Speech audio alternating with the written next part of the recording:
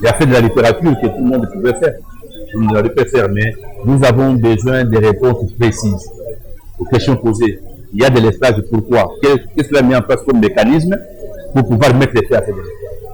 On nous reproche le fait que Kinshasa, ici, ne maîtrise pas les charges, mais on nous dit qu'au même moment, il y a des transformateurs, il y a 15 transformateurs, tout ça qui sont là en train de chômer, alors qu'ils devaient très rapidement placer pour faire face à la demande de charges, mais il ne répond pas à ce genre de questions. Un peu sur toute la ligne, il ne répond pas. La loi lui impose d'éviter la facturation forfaitaire.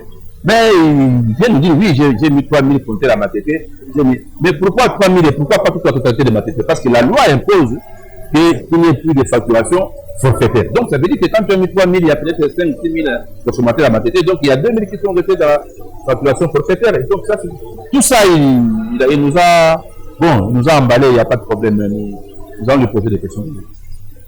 Moi, je ne suis pas satisfait. Parce que mon parti politique italien, c'est mon parti pour le développement, ADD, en sigle, et membre de l'Union sacrée. Nous avons signé notre adhésion.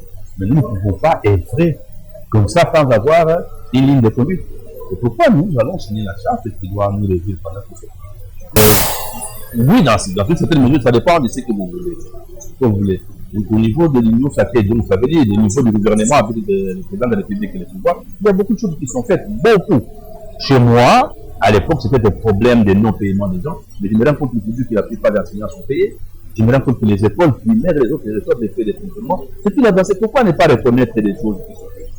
Je me rends compte aujourd'hui aussi que l'enseignement primaire est gratuit, et qu'il est gratuit. C'est aussi une avancée. Je me rends compte aujourd'hui que notre projet d'électrification de notre cité de Boum va bientôt avoir fin parce que la Cobol est en train de se terminer. C'est aussi une avancée. Ça prenait 11 ans. Ça prenait 11 ans. Et quand ils sont venus au pouvoir, c'était peut-être autour de 40%. Mais aujourd'hui, moi, ma cité de Boum, d'où je suis élu, va avoir de l'électricité au mois de mai. Donc, c'est tout des avancées. Les social, ça veut dire quoi? Moi, je parle de social. Les denrées alimentaires, non, je suis conscient. Je suis conscient qu'il y a une flambée de prix sur les marchés. Je suis conscient. Mais la flambée de prix sur les marchés, ce n'est pas une affaire de gouvernement. C'est une affaire de tout le monde.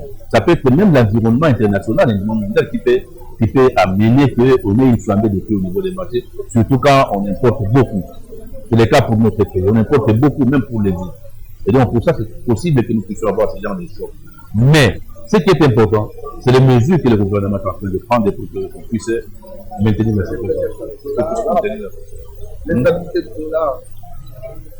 Mais ça va ensemble.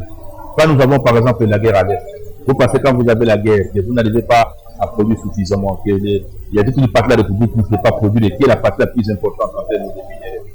Est-ce que vous pensez vraiment que ces gens d'incidence ne peuvent pas avoir lieu? Bien sûr aussi. Ça peut avoir lieu. Nous devons analyser simplement les choses. Nous ne devons pas rester là en disant oui, aujourd'hui, le dollar est autant, c'est la faute au chef de l'État, c'est la faute au gouvernement, c'est la faute à l'Assemblée, c'est la faute. Non. Il y a toute une analyse qu'il faut faire. Lorsque les directives sont données et qu'on demande, par exemple, à toute la population, tout celui qui mène une activité, même toi là, qui mène une activité, qui vient m'interviewer, là je te paye l'argent, c'est que tu déclares au fisc que tu as reçu $100.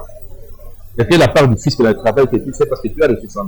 Est-ce que tu as réservé les 15% ou les 16%, les 20% au fisc? Non. Nous devons atteindre ce niveau-là pour voir vraiment que notre pays va commencer à faire suffisamment de recettes et que certains problèmes seront réglés facilement. Vous voyez ça? Mais c'est à la population.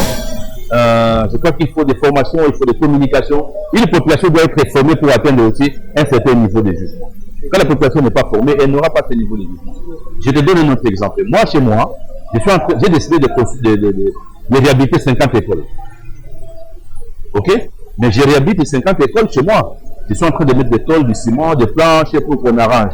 Mais avec quel argent? Au début, les gens ont pensé que c'est l'argent qu'on donne à l'Assemblée nationale. J'ai dit aux gens, non, je prends l'argent dans ma production de mes hôtels. Et je l'ai fait. Parfois, je leur ai dit, allez à l'hôtel, prenez $3 000, allez faire telle chose. Et comment ça se rendre compte que c'est ça? Donc, avant, les gens pensaient que le travail d'un député, par exemple aujourd'hui, le travail du député, c'est d'aller faire ça.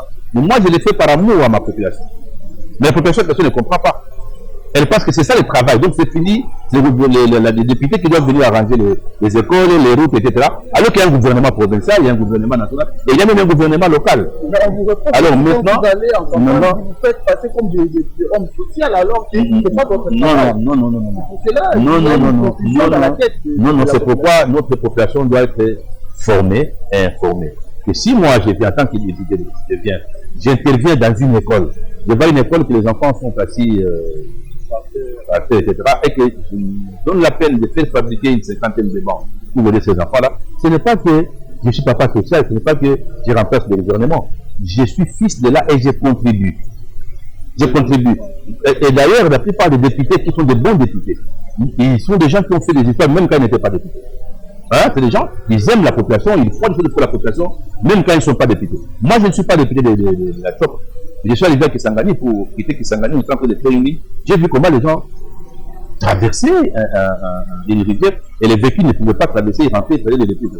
J'ai fait mettre un pont là-bas sans être député, sans être élu de la province orientale. Mais je l'ai fait parce que j'ai vu la souffrance de la population. Ça arrive. Vous comprenez?